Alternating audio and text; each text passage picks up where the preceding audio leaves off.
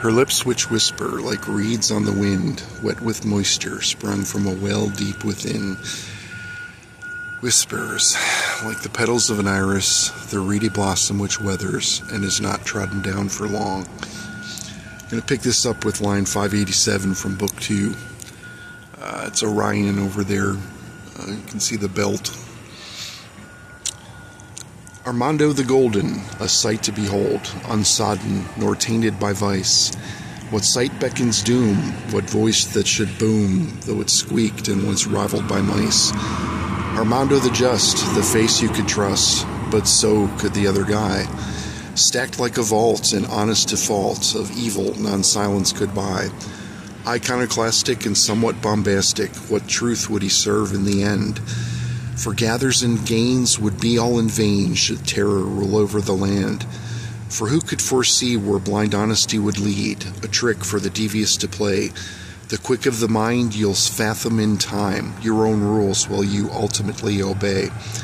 Betrayal by the numbers, no spell you were under, of verbiage you'll be but a tool. Dispense with the zeal and stick with what's real, for fell honesty leaves you a fool. Of foresight consider one's actions hither, how may they change fallow destiny? Of short-sighted nature, blind honesty's strictures, gaze on and consider what is best to be. But no, not Armando, fast to his credo, for not to tell lie, lest I die. What innocent nature of would-be betrayer, what hammer of war for the wicked to ply. Fell Burgundy Iris or Moses Cleveland's Canterbury Tales, Book 3, line 601. Of divine glamour, the two-ended hammer, the intent of the hand that would wield it. For thus does explain the divine signatures ingrained as smote into works of great evil. A real piece of work for the devious to spur, for who is the danger more near? To himself, thought old Fred, as the light came to end, I think I'll have but one more beer. To dispel any riot stood Morpheus the giant, in the corner of the bar by the door. A considerable brute, although somewhat mute, easy he was to extort. Lame at the tongue, he spoke to but one, in words Jenna alone could decipher. He had but one vice for which to entice, Crabapple Cove apple cider. For which to harrow, it came in a barrel, to which no, he never could say, or ibble, figgle, sibble, gibble, noggle, floggle, oogle, og, which likened and meant much the same.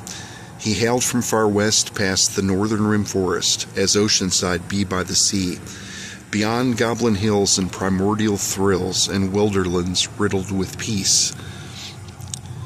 Like June it grew wild with considerable guile, an incurable tenacious disease. It spread with great ease, this bold fell disease, till Ishmeth provided the cure. Fret not for now, this pox has gone south, what trials too soon will endure. Considerable woe Morpheus did know, for want of right words was he harried. But who was to listen, and this thought incensed him, far more than linguistic barrier. Lacking retort for moron for short, or tall, as he was oft introduced, which might have brought tears in earlier years, winked he as if somewhat bemused. Anger beyond reckoning, on call at once beckoning, was Morpheus, the simple-minded giant. Despite the abuse, he stuck to the rules, engaging just those non-compliant. With nary a whimper, he kept things quite simper, festooner of buffoonery, dispeller of riots. For Lindria no tight lips would forego, for silence from her mouth meant danger. Endure the razor tongue, stand fast and don't run, for fury was just in her nature. With passion comes peril, the margin dwindles narrow. Tween expression and explosion, go not thither. Affronted you'll find, though not by design, a rage that could virtually blister. When expression is limited, the tension does build to culminate with awesome crescendo. Dare not you broach, nay, do not approach the subject with fraudulent innuendo. For hollow illusions draw dramatic conclusions. Is not tragedy but romance tales up? What fell shallow promise or meaning not lost, as absent it was for commencement. That table abdeal had better be real. What garnish for to beautify a meal? When ground into pulp, 'tis still not enough for marriage. What pact for to seal? Equal value both sides for love to abide, lest one-sided currency debase. Of coinage top heavy, such frauds for it be ready, for who could esteem double for face? What flip side devalued by much greater volume of embellishment engraved on the top side? What godlike demeanor or regal faux dwemer, too great for mere mortals to quantify? The one-sided coin that seeks to purloin, as overvalued deflates into tragedy. Pusillanimous praise from quavering knaves, afluster with vigilance and pageantry. Always be keen of flip side unseen, as weighty the balance does tip. Listen to me, and my fists you'll not see, so saith Ladandria the lip. A life full of laughter can easily be had, a spin of the coin but it be. A lasting occasion, the comedic equation, equal parts, romance and tragedy. Ladandria was funny, of love and of money, but don't let her scare you a bit. Her intentions were true, but know that she too ate more than her share of bullshit. Accounting for taste, there is no disgrace of someone enough cannot get.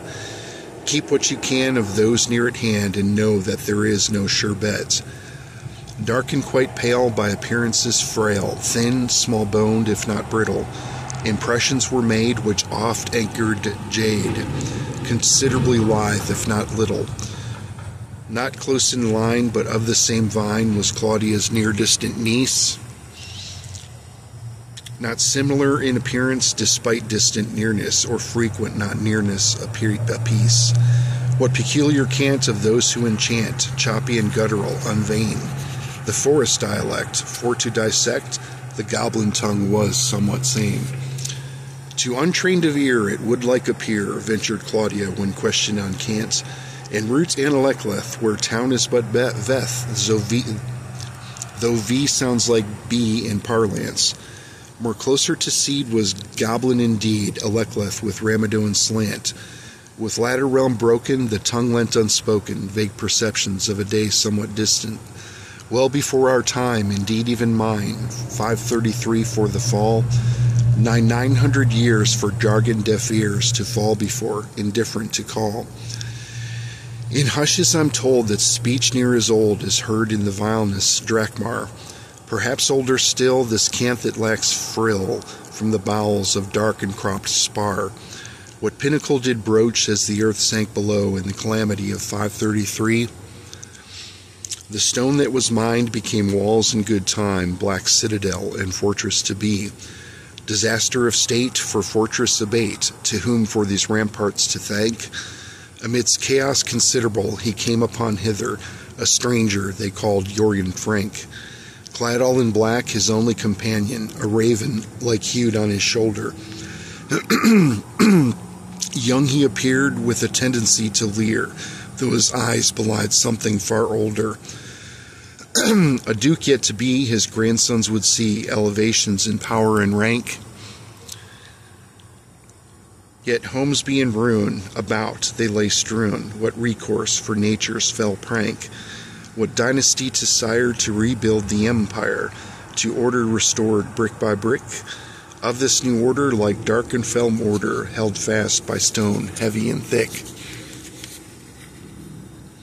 What bargain was made with price to be paid to render such walls ever standing? With tab not in coins, were such stones enjoined. What bondage for mortar outlasting? Sorceress for hire Eve would conspire to plunder the riches of legend, pale like a wraith with unnatural grace, resembling a denizen of heaven, flowing white hair in garments austere, with simple gold draped round her neck.